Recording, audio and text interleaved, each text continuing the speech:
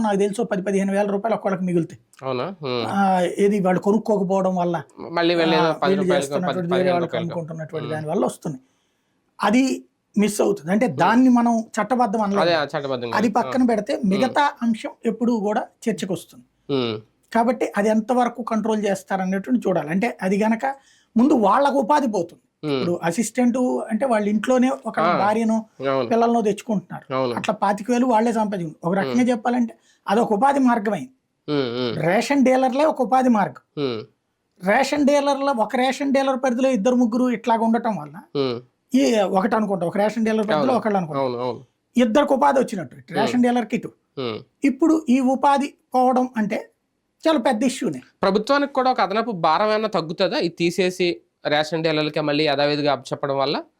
అంటే దాంట్లో ఆర్థిక భారం ఏముంటుంది వాళ్ళకి? అంటే ఇప్పుడు వీళ్ళకి ఇచ్చి ఇవ్వక్కర్లేదు కదా, వీళ్ళ జీతాలు ఇవ్వక్కర్లేదు, అది పోతుంది.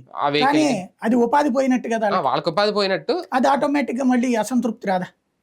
అసంతృప్తి అయితే వస్తుంది.